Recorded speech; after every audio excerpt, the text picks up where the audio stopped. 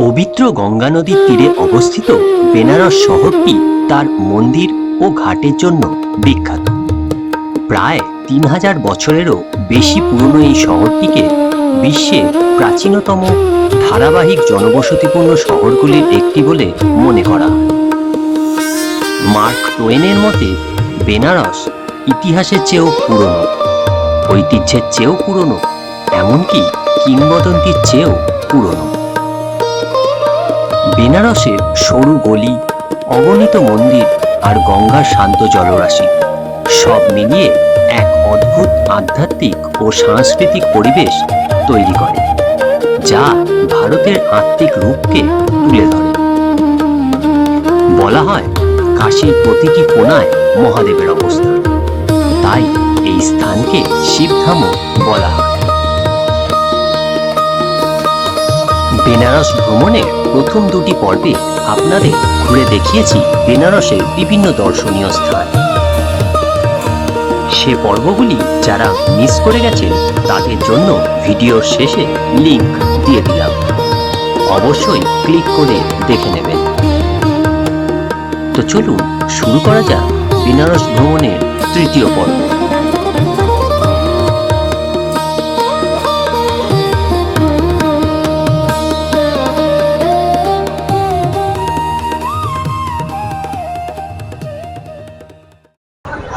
তো বন্ধুরা, আজ বেনারসে আমাদের তৃতীয় দিন। আজকে আমরা বেরিয়েছি সারনাথ ভ্রমণ করব বলে।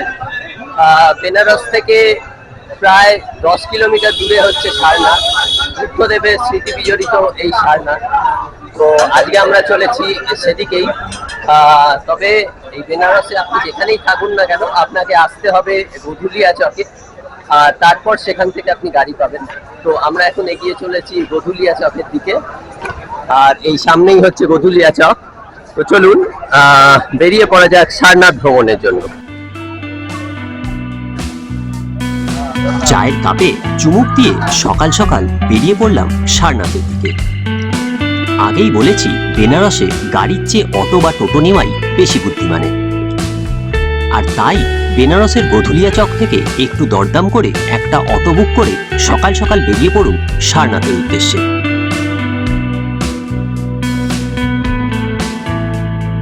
সারনাথ বৌদ্ধ ধর্মের অন্যতম পবিত্র তীর্থস্থান। বেনারস থেকে সারনাথের দূরত্ব প্রায় 10 কিলোমিটার। গৌতম বুদ্ধ বোধিসত্ত্ব লাভের পর এই সারনাথেই তার প্রথম শিষ্যদের শিক্ষাদান করেন, তাই এই স্থান বৌদ্ধ ধর্মাবলম্বীদের কাছে খুবই পবিত্র।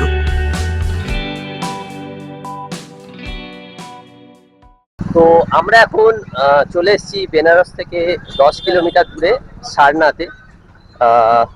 বুদ্ধদেবের স্মৃতি বিজড়িত এই সারনাথ। এই সারনাথ ঘুরতে হলে আমাদের কিন্তু গাইড নেওয়াটা আবশ্যক। তো আমরা এখানে একটি গাইড নিয়েছি, তো চলুন সেই গাইডের সাথে আমরা যাব। তো আমরা এখনই এলাম এই সারনাথে। খুবই শান্ত জায়গাটি। तो ये भैया है हमारा गाइड, तो आपका नाम थोड़ा बोलिएगा। मेरा नाम सौरभ जायसवाल है। ठीक है, तो सौरभ जी के साथ हम लोग घूमेंगे सारनाथ। तो भैया आप बोलिएगा, थोड़ा जोर से बोलिएगा। हाँ, अभी आप लोग सारनाथ में जितने भी मंदिर देखेंगे सभी भगवान बुद्ध जी की होंगे। अच्छा जी, हम लोग स्टार्ट करेंगे मेन मंदिर से, जिसका नाम है मूलगंध कुटी विहार। अच्छा, তো আমরা এখন যাচ্ছি মূলগন্ধকুটির বিহার। এটা আমাদের প্রথম ডেস্টিনেশন এই সারনাথে।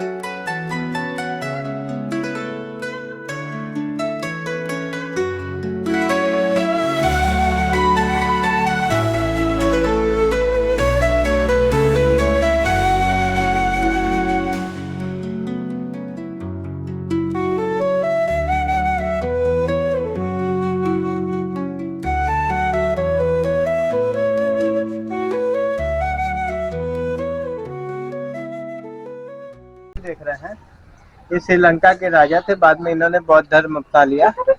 इनके द्वारा ये मंदिर बनाया गया जिसका नाम मूलगंध कुटी विहार है। इनका नाम है श्री आनंद नागिका धर्मपाल जी। जी, इन्होंने सन 1931 में इस मंदिर को बनवाया, 70,000 रुपये चंदा उतार करके। अच्छा। आप लोग मंदिर के अंदर जाएंगे तो सोने की मूर्ति देखेंगे, जो कि पूरा गोल्ड नहीं है, ऐसे ही पत्थर की मूर्ति है जिसपे गोल्ड की प्लेटिंग है। और दीवारों पर आप लोग पेंटिंग देखेंगे जो कि जापान के आर्टिस्ट लोगों ने बनाया है फूल और पत्तियों से। इसको बनाने में 4 साल लगा जी, नेचुरल कलर। और ठीक भगवान बुद्ध जी की सोने की मूर्ति के ठीक पीछे आप लोग देखेंगे अस्थि रखा हुआ है, जो कि अभी दिखाया नहीं जाता है, साल में 2 बार निकाला जाता है, बुद्ध पूर्णिमा, गुरु पूर्णिमा। अच्छा। लाखों बुद्धिस्ट लोग अलग अलग कंट्री से आते हैं, बहुत बड़ा त्योहार माना जाता है इन लोगों का, उसी समय निकाला जाता है। पहले आप लोग दर्शन कीजिएगा, अंदर फोटो वीडियो अलाउ है, बट मोबाइल साइलेंट रखिएगा। अच्छा, ये सम्राट अशोक का मूर्ति है ना? जी, इन्होंने ही स्तूप बनवाया है जहाँ এই মূল গন্ধকুটি বিহারে ঢোকার আগেই দেখতে পাচ্ছেন এখানে সুর এক আছে। আপনারা এখানে জুতো রেখে তবেই ভেতরে প্রবেশ করবেন। তো আমরা এখন প্রবেশ করছি এই স্মৃতিসৌধে।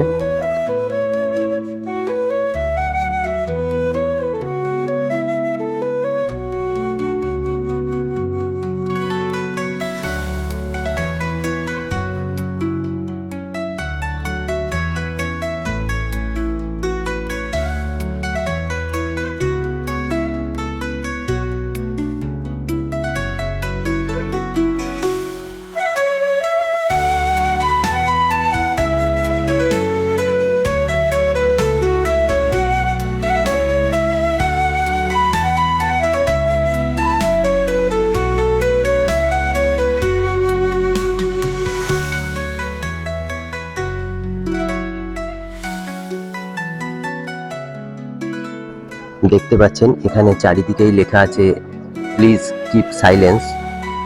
তো এখানে আপনারা আসলে অবশ্যই নীরবতা পালন করবেন আর এই জায়গাটির স্যাংটিটি মেনটেন করবেন। তো এই স্থানে বুদ্ধদেবের এই যে মূর্তিটি আমরা দেখতে পাচ্ছি, এটি একটি পাথরেরই মূর্তি, কিন্তু তার উপর গোল্ড প্লেটিং করা আছে বা সোনার চাদর চড়ানো আছে। তো আমরা এই মূল গন্ধকুটি বিহার দেখে এখন বেরিয়ে যাব এবং এগোবো পরবর্তী গন্তব্যের উদ্দেশ্যে। আর এই মন্দিরের ভিতরের দেওয়ালগুলোয় দেখুন সম্রাট অশোক এবং বুদ্ধদেবের জীবনী খচিত আছে বিভিন্ন পেন্টিংয়ের মাধ্যমে। তো খুবই সুন্দর। आप लोग सामने पेड़ देख रहे हैं, इसे बौद्धि ट्री कहते हैं। बौद्ध गया में भगवान बुद्ध जी पीपल के पेड़ के नीचे ज्ञान की प्राप्ति की थी। उसी पीपल के पेड़ का एक डाल ले आकर के श्रीलंका लगाएगा और श्रीलंका से ले आकर के यहाँ लगाएगा। जी, श्रीलंका लगाने वाले आपके चक्रवर्ती अशोक सम्राट जी के बेटा बेटी थे, संघमित्रा और महेंद्र। और श्रीलंका से यहाँ ले आने वाले हमारे आनंद का धर्मपाल जी, जिनकी मूर्ति आपने सामने देखी। अच्छा, उन्होंने 1932 में यहाँ पर बौद्धि ट्री लगाया था। हम लोगों के लिए तो नॉर्मल पेड़ माना जाता है, बट बुद्धिस्ट लोगों के लिए बहुत मान्यता है। ये लोग इसके चारों तरफ परिक्रमा करके 2 मिनट ध्यान करते हैं, जिससे इनके मन को बहुत शांति मिलती है। इनका मानना है कि 1-2 पीपल के पेड़ का पत्ता मिल गया तो बहुत शुभ होता है। अच्छा जी, और ये जो पीतल के चक्र देख रहे हैं आप लोग, ये टोटल धर्म 70 चक्र। पीस लगाए गए हैं जी, धर्म चक्र। हम लोगों में जैसे ओम नमः शिवाय राम राम माला जप करते हैं, वैसे इस पे मंत्र लिखा होता है ओम मनी पद्मे ओम। तो आप लोग राइट हैंड से घुमा करके बाहर से परिक्रमा कीजिएगा। एक बार घुमाते हैं तो 1000 माला जप जितना पुण्य मिलता है। तो घुमा के परिक्रमा कीजिए। आप लोग सामने लाइन से अलग अलग बुद्ध जी की प्रतिमाएं देख रहे हैं, अच्छा, जो कि भगवान गौतम बुद्ध के पहले के 27 बुद्ध थे, 28वें भगवान गौतम बुद्ध हुए, क्योंकि उनसे पहले भी कोई ध्यान ज्ञान कर रहा होगा। ये लोग वो है 28वें भगवान गौतम बुद्ध हुए। जब उन्होंने ज्ञान दिया तो उनका ज्ञान सारनाथ में ही नहीं, इंडिया में ही नहीं, पूरे विश्व में फैला था। आप लोग सामने देख सकते हैं भगवान बुद्ध जी और उनके 5 शिष्यों की स्टैचू बनी हुई है। सामने जो घंटा देख रहे हैं, ये घंटा जर्मनी की लेडी द्वारा डोनेट किया गया है, जिसका वजन 2010 kg है। ये घंटा 4 जगहों पर डोनेट किया गया है। पहला तो लुम्बिनी, जहाँ भगवान बुद्ध जी का जन्म हुआ। दूसरा बौद्ध गया, जहाँ इन्होंने ज्ञान की प्राप्ति की। तीसरा अपना सारनाथ, जहाँ इन्होंने 5 शिष्यों को प्रथम ज्ञान दिया। चौथा गोरखपुर, कुशीनगर, जहाँ इनकी मृत्यु। इन चारों जगहों पर ऐसा घंटा लगाया गया है जी। इस घंटे का वजन 2010 kg, जो कि बनारस का सबसे बड़ा घंटा माना जाता है। और ये अष्ट धातु से बना हुआ है, सोना चांदी तांबा पीतल सभी मिक्स। इसे सुबह 4 बजे शाम को 6 बजे बजाया जाता है। जब बजाया जाता है तो इसका साउंड 1.5 से 2 किलोमीटर दूर तक जाता है, जिससे वातावरण शुद्ध होता है। बुद्धं शरणं गच्छामि। তো যেমন আমরা জানি বৌদ্ধ ধর্মে এই ধর্মচক্রের মাহাত্ম্য প্রচুর।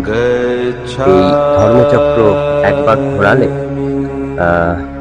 1000 বার নাম জপ করার সমান পুণ্য অর্জন করে।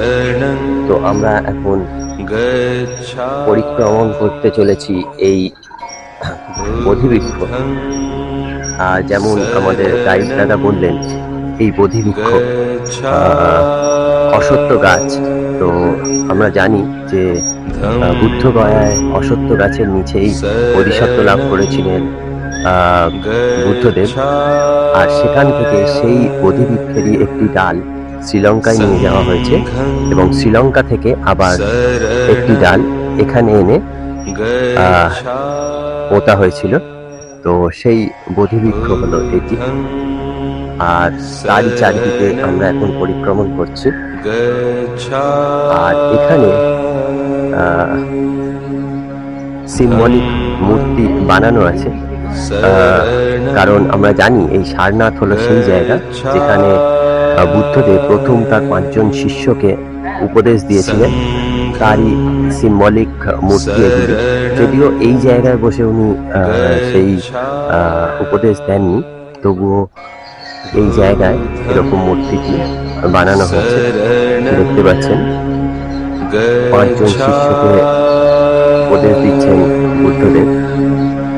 ধম্মং শরণং গচ্ছামি সংঘং শরণং গচ্ছামি বুদ্ধং শরণং গচ্ছামি। এই আমার পিছনেই হচ্ছে ধামেক স্তূপ। বলা হয় বুদ্ধদেব তার যে 5 জন শিষ্যকে প্রথম উপদেশ দিয়েছিলেন সেটি এই স্থানেই দিয়েছিলেন। তো তারপর সম্রাট অশোক এই স্থানে এই স্তূপটি বানিয়েছেন এবং এটা ভারতবর্ষের মধ্যে একমাত্র স্তূপ যেটি শিবলিঙ্গর আকারে দেখতে পাচ্ছেন আপনারা। আর এটা দেখুন দুটো ফেজে তৈরি, নিচের গুলো বড় বড় পাথর দিয়ে তৈরি এবং ওপরটা ছোট ছোট লাল ইট দিয়ে তৈরি। তো এর ভেতরে আসলে কি আছে সেটা জানার জন্য একবার এখানে খোদাই করা হয়েছিল, কিন্তু কিছুটা যাবার পর দেখা গেছে যে ভেতরটা পুরোটাই সলিড। তো সেই জন্য আবার এই জায়গাটা রিপেয়ার করে দেওয়া হয়েছে। দেখতে পাচ্ছেন এই জায়গাটার আকৃতিটা একটু অন্যরকম। তো যাই হোক, এই হলো ধামেক স্তূপ। আর এখান থেকে এটা বন্ধ আছে। वो तोड़ा गया तो रिपेयर कर दिया गया। अभी आप लोग को दिखाएगा ना यहाँ पे कैसे बनता है, यहाँ पे यहाँ पे कैसे बनाया जाता है। आप लोग देखेगा, आप लोग को अच्छा लगेगा। তো ধামেক স্তূপ দেখে আমরা এখন এগিয়ে চলেছি পরবর্তী গন্তব্যের দিকে। তো আমাদের গাইড দাদা আগে আছেন, উনি জায়গায় জায়গায় আমাদের বলে দিচ্ছেন এইসব জায়গার হিস্ট্রিটা। তো একটা কথা বলবো, সারনাথে এলে আপনারা অবশ্যই গাইড নেবেন। গাইড না নিলে অসুবিধা যেটা হবে, শুধু এই স্ট্রাকচারগুলো দেখেই ফিরে যেতে হবে, আপনারা এর পিছনের আসল যে ইতিহাস তা জানতে পারবেন না। তো আমরা চলে এসেছি এখন জাপানি মন্দির দেখতে। জাপানিজ টেম্পল লেখা আছে। आगे सुन लो। हाँ, ये जो आप लोग सामने देख रहे हैं जापानीज टेम्पल, इस डिजाइन को ब्लैक पैगोडा डिजाइन बोलते हैं और ये यहाँ पर 1992 में बनाया गया है।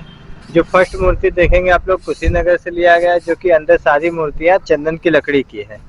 फर्स्ट वाली मूर्ति पे गोल्ड पॉलिश है, वो भी चंदन की लकड़ी का। अगल बगल आप लोग ड्रम देखेंगे, जो कि सुबह शाम 5 से 6 बजाया जाता है और शाम को चारों तरफ कैंडल जला करके ये लोग पूजा करते हैं 1 घंटे।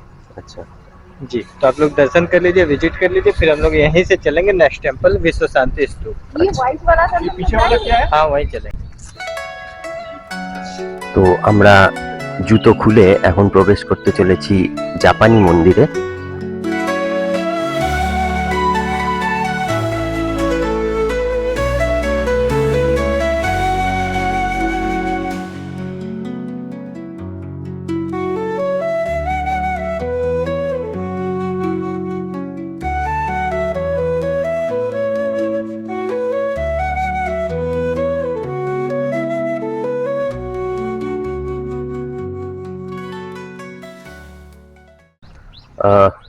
জাপানিজ টেম্পল দেখে এখন আমরা এগিয়ে চলেছি বিশ্ব শান্তি স্তূপের দিকে।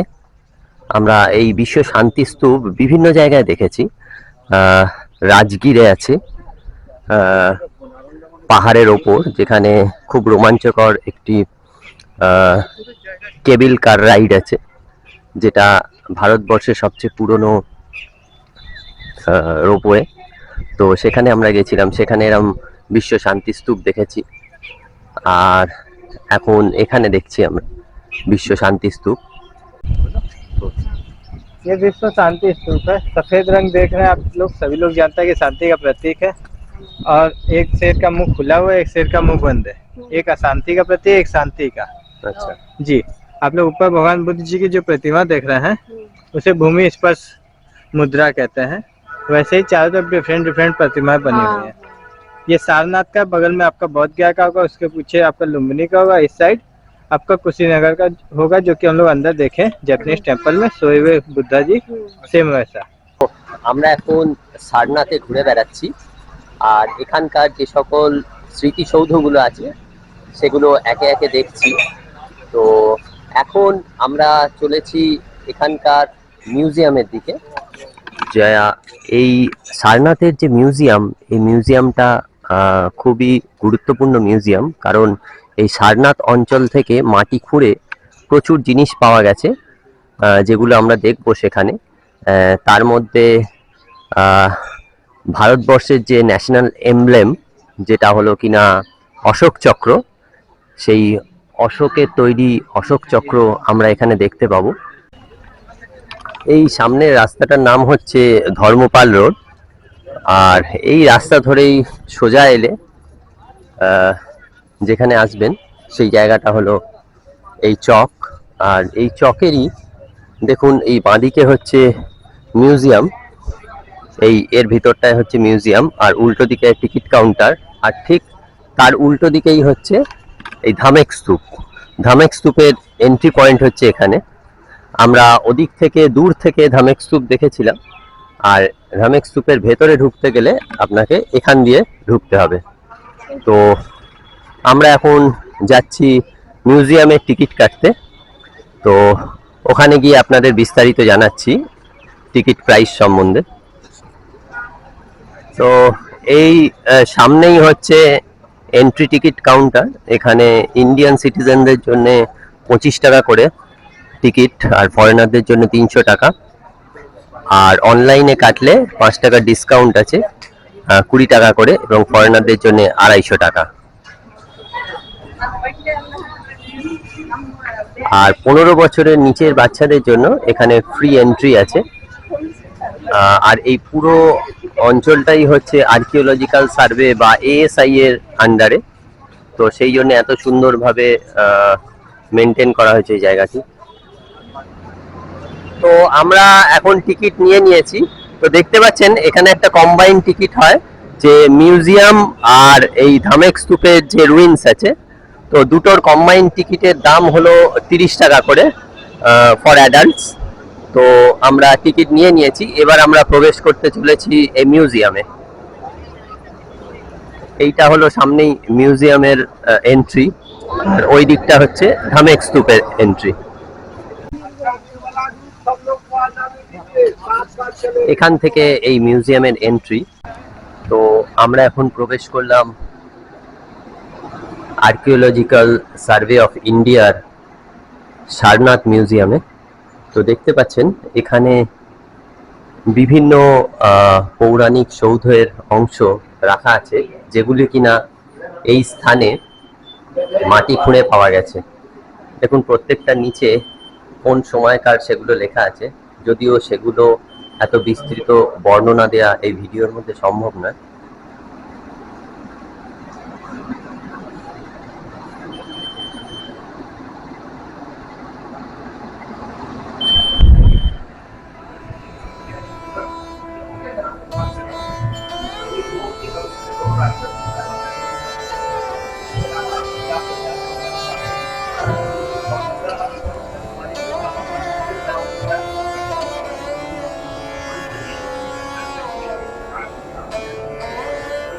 আমরা একে একে দেখছি সেই সৌধগুলি এবং কিছু অংশ আপনাদের জন্য তুলে ধরছি।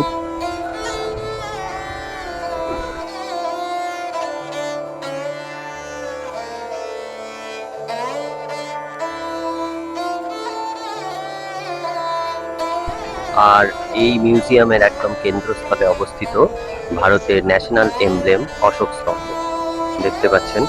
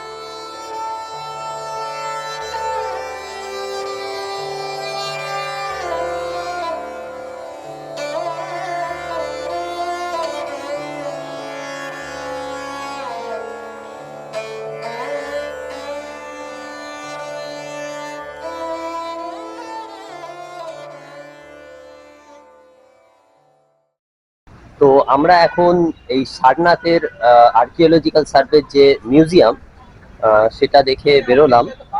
তো সত্যি অভাবনীয় জিনিসপত্র আছে ভিতরে, যদিও ভিতরে দেখলাম ফটোগ্রাফি অ্যালাউড। তো যাই হোক, সেই সময়কার যে সকল স্থাপত্যের নিদর্শন সেগুলো আমরা দেখলাম, এবং যেই জায়গা থেকে এই জিনিসগুলি খুঁড়ে বের করা হয়েছিল সেই জায়গায় যাব আমরা এরপরে। ওই ধামেক স্তূপ যে সৌধটি আছে তার আশেপাশে অঞ্চল থেকেই এগুলো পাওয়া গেছে। তো আমরা এরপরে সেদিকেই যাচ্ছি। তো বন্ধুরা, বেনারসে এসে এই সারনাথ মিস করলে কিন্তু চলবে না। এটা একটা মাস্ট ভিজিট এরিয়া এই বেনারসে। মানে বেনারসের ক্রাউড ফিলিংস থেকে আপনি একদিনের জন্য যদি শান্তি চান তাহলে চলে আসবেন এই সারনাথ। বেনারস থেকে মাত্র 10 কিলোমিটার দূরে হলো এই সারনাথ। তো তার জন্য আমি রেকমেন্ড করব বেনারস থেকে অটো বা টোটো নিয়ে আপনারা চলে আসবেন, কারণ বেনারসের মধ্যে গাড়ি ভাড়া করা কিন্তু খুবই ঝামেলার এবং গাড়ি এগোতে চায় না, এত ক্রাউডেড জায়গাগুলি। তো আমরা মিউজিয়াম দেখে এখন প্রবেশ করতে চলেছি এই ধামেক স্তূপে।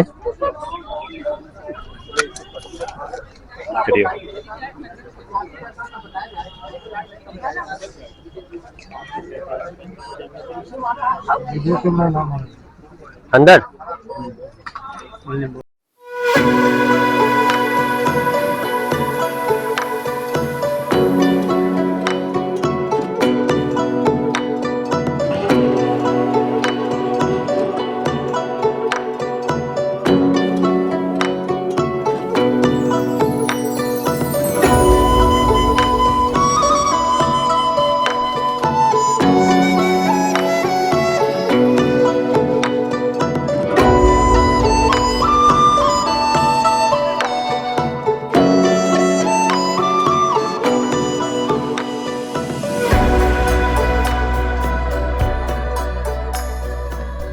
দেখুন এই জায়গাটি হলো পঞ্চায়েতন টেম্পল লেখা আছে। তো এখানে আগে একটি মন্দির ছিল, পঞ্চায়েতন মন্দির। সেই মন্দিরেরই ধ্বংসাবশেষ মাটি খুঁড়ে বের করা হয়েছে। এখন এটা লোহার রড দিয়ে বাউন্ডারি করা আছে। আর এই দূরেই হচ্ছে ধামেক স্তূপ। এই ধামেক স্তূপ সম্বন্ধে যদি বলা যায়, এই ধামেক স্তূপ হলো সেই জায়গা যেই জায়গায় বুদ্ধদেব তার 5 জন শিষ্যকে প্রথম ধর্মোপদেশ দিয়েছিলেন। তো আমরা সেই জায়গায় ভ্রমণ করছি। আর এই জায়গায় সম্রাট অশোক মনে করেন এই জায়গা যেখানে উনি ধর্মোপদেশ দিয়েছিলেন সেই জায়গা খুবই পবিত্র এবং সাধারণ মানুষের পা যাতে সেই জায়গায় না পড়ে সেই জন্যে তিনি এই জায়গাটিকে একদম বাঁধিয়ে দিয়েছিলেন যাতে সেই জায়গায় কোনো মানুষ না যেতে পারে। আর তারই ফলস্বরূপ হলো এই ধামেক স্তূপ। না জানে কতই না ইতিহাস লুকিয়ে আছে এই সব ধ্বংসাবশেষের ভিতরে।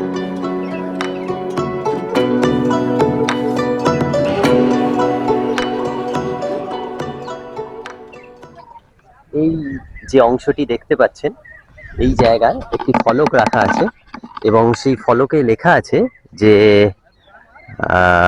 মোস্ট প্রবাবলি বুদ্ধদেব এই স্থানেই বসে মেডিটেশন করতেন। তো সেই সব জায়গারই ধ্বংসাবশেষ এইগুলো। তো খুব ভালো লাগছে। আর আমি যখন নালান্দা গেছিলাম তখন ওই নালান্দার যেসব ধ্বংসাবশেষ দেখেছিলাম অনেকটা এই জায়গাটা সেরকম, মাটি খুঁড়ে বের করা হয় এই জায়গাগুলি। কালের আবহে এই জায়গাগুলি মাটি চাপা পড়ে গেছিল এবং পরে আর্কিওলজিক্যাল সার্ভের আন্ডারে এই জায়গাগুলি মাটি খুঁড়ে বের করা হয়।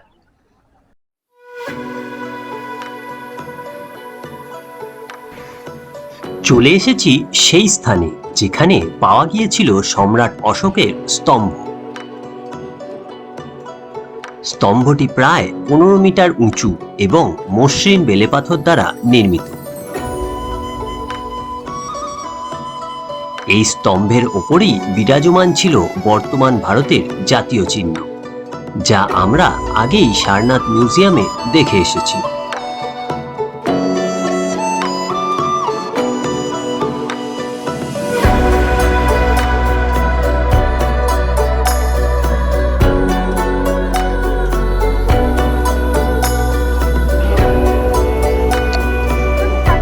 আর এখান থেকে দেখতে পাচ্ছেন এই সামনেই হচ্ছে ধামেক স্তূপ, যেখানে ভগবান বুদ্ধ তার 5 জন শিষ্যকে প্রথম উপদেশ দিয়েছিলেন।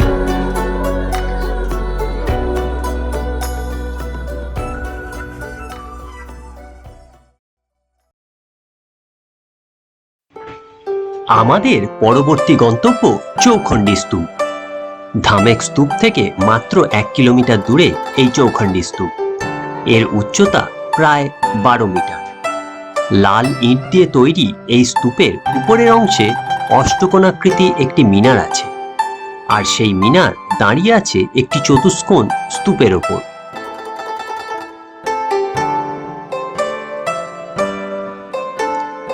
শোনা যায় বোধিসত্ত্ব লাভের পর এই স্থানেই গৌতম বুদ্ধ তার 5 শিষ্যের সাথে প্রথম দেখা করেন।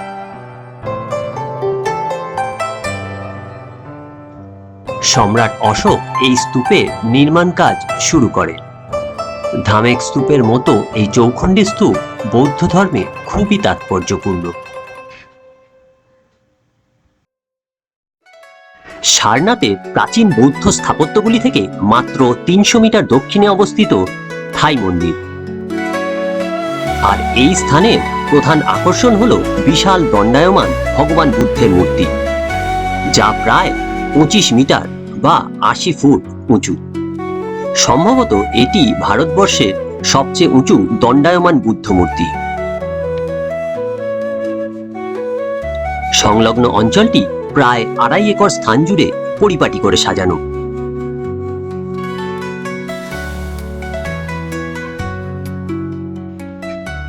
1997 সালে এই মূর্তিটির নির্মাণ কাজ শুরু হয়।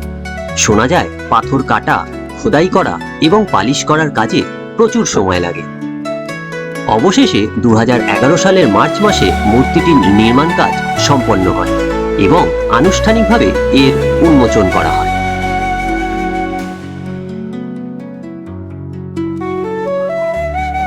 বেনারস থেকে সারনাথ ভ্রমণ করতে অটোতে আমাদের সময় লেগেছিল প্রায় 6 ঘন্টা। অটো ভাড়া পড়েছিল 1200 টাকা।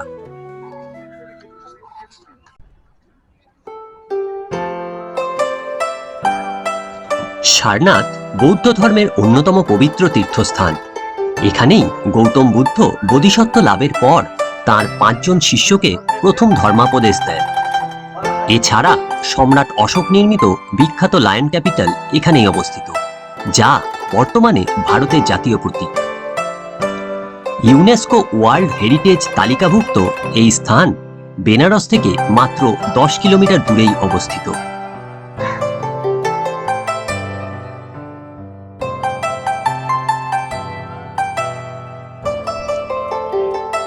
আমার এই ভিডিওয় যতটা সম্ভব সারনাথের বিস্তারিত তথ্য দেবার চেষ্টা করলাম। ভিডিওটি কেমন লাগলো আপনাদের অবশ্যই কমেন্ট করে জানাবেন। ভালো লাগলে লাইক ও শেয়ার করতে ভুলবেন না। আর আমার সাথে এরকম আরো ভ্রমণস্থল এক্সপ্লোর করতে হলে অবশ্যই চোখ রাখবেন আমার এই চ্যানেলে। আজকের মতো এখানেই শেষ করলাম। দেখা হবে পরবর্তী ভিডিও।